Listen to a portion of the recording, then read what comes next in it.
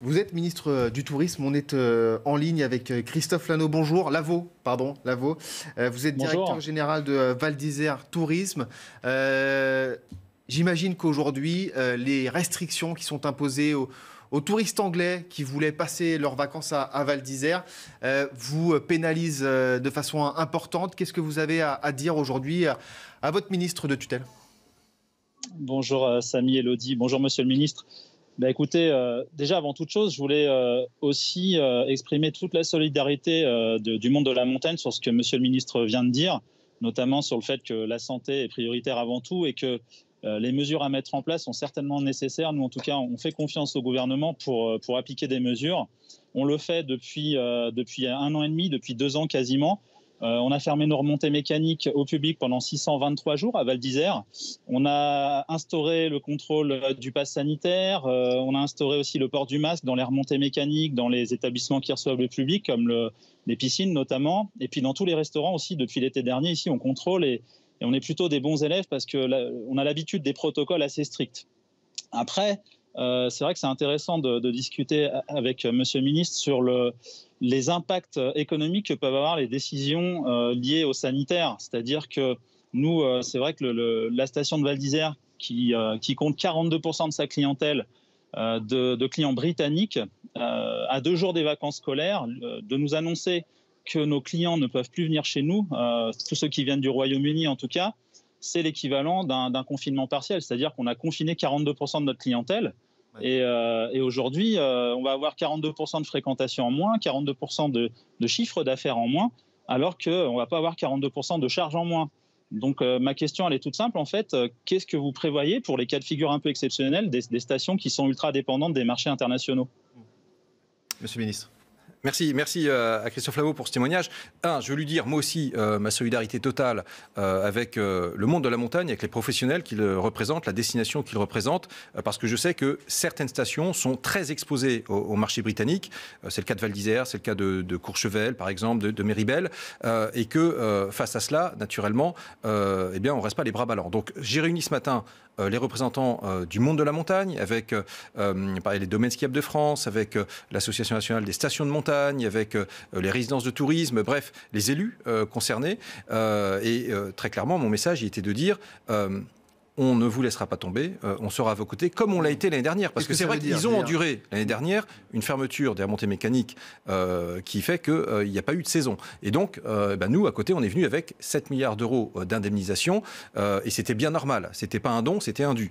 Et ce que je veux dire, c'est qu'on est en train, alors déjà, d'agir sur plusieurs niveaux. Nous avons des campagnes de promotion qui sont en cours avec Atout France, France Montagne. On va réorienter ces campagnes de promotion du marché britannique, par exemple, sur le marché national, parce que c'est aussi le message que je porte aux Français. Et à travers votre antenne. À 2 jours de l'ouverture. Non, mais vous allez voir, parce que, en fait, le sujet, au-delà de Noël, et le jour de l'an, c'est le mois de janvier. Ce sont des clientèles britanniques qui sont souvent présentes tout au long du mois de janvier. Et donc, c'est aussi l'appel que je lance à travers vous. C'est que les Français fassent le choix de cet hiver bleu-blanc-rouge, qu'ils privilégient la France, qu'ils privilégient la montagne, parce que certains avaient du mal à trouver, parce qu'il y a vraiment une envie de se ressourcer, etc. Là, il y a peut-être quelques créneaux qui vont se libérer. Il faut en profiter, parce que ça permettra d'amortir le choc, en partie, je dis, seulement en partie. Et pour le reste, avec les professionnels, nous avons convenu de faire le point très régulièrement sur les chiffres, sur les données et les annulations, pour qu'on puisse, le cas échéant, justement, mettre en place des dispositifs d'accompagnement sur les professionnels. Donc vous allez compenser la perte de chiffre d'affaires des restaurateurs, par exemple, qui sont à Val d'Isère ? Ce que je dis, c'est qu'on met en place une méthode, c'est avec les professionnels, on va remonter les différentes données liées à l'impact de cette clientèle britannique, parce qu'il faut voir ce que ça donne dans les prochaines semaines. D'abord, on ne se résout pas à cela, c'est-à-dire qu'on va essayer de faire en sorte de compenser avec d'autres clientèles, la clientèle française notamment, et puis que par ailleurs, au regard des chiffres qui nous seront remontés, on a toujours été là, c'est pas pour les lâcher aujourd'hui, et donc on fera ce qu'il faut pour amortir le choc. Je ne peux pas vous dire aujourd'hui de quelle façon, puisque il faut d'abord voir le diagnostic avant de voir quels sont les meilleurs outils, et des outils qui seront adaptés aussi, parce que vous le voyez, c'est pas toutes les stations qui sont touchées et c'est pas tous les professionnels qui sont touchés. Il y en a certains qui sont plus spécialisés sur le marché britannique alors que d'autres vont s'en tirer. Donc on est là sur du travail sur mesure. Merci, Monsieur le Ministre. Christophe Lavaux, vous avez eu votre réponse. On est un peu pris par le temps. Peut-être 10 secondes, juste.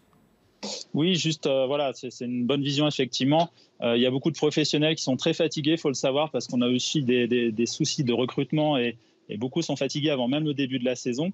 Et puis surtout, il ne faut pas faire l'amalgame, parce que beaucoup de Français pensent qu'en fermant effectivement l'accès aux stations, on prive juste quelques skieurs de loisirs, alors qu'en réalité, on prive surtout plein de gens, plein de Français de travail. Il y a beaucoup de familles ici qui vivent du tourisme, qui sont plutôt modestes et qui se retrouvent aujourd'hui sans leur outil de travail, en tout cas à 42%. Merci beaucoup Christophe Lavaux, en tout cas d'être intervenu en tout cas sur cette antenne. Élodie Huchard, sur les stations de ski, vous vouliez ajouter quelque chose? Oui, parce qu'effectivement, vous encouragez les Français, par exemple, vous dites au mois de janvier ou peut-être pour les vacances de février, de se rendre dans ces stations de ski. Mais avec les mesures prises par le gouvernement, avec cette épidémie, on ne sait pas trop où elle va, vous n'avez pas peur que les Français justement boudent un peu ces réservations et se disent c'est trop incertain pour s'engager aujourd'hui? Mais justement, les professionnels, ils se sont adaptés. Depuis le début de la pandémie, ils ont mis des conditions d'annulation qui sont beaucoup plus flexibles. Et c'est pour ça que je le dis aux Français. Allez-y, allez-y. De toute façon, vous avez des conditions qui permettent, le cas échéant, de faire face. Mais je trouve que c'est un beau signe de solidarité. Encore une fois, on traverse des épreuves. Et je crois que ce que ça révèle aussi, c'est voilà, la force de ce lien entre Français. Et bien voilà, soyons aux côtés de nos montagnards qui connaissent effectivement ce choc, mais qui par ailleurs se préparent à vivre une très belle saison. Je veux dire, regardez, la neige est là, le temps est là, et c'est le moment donc de retrouver ces sensations de glisse. J'ai une dernière question, Monsieur le Ministre, puisque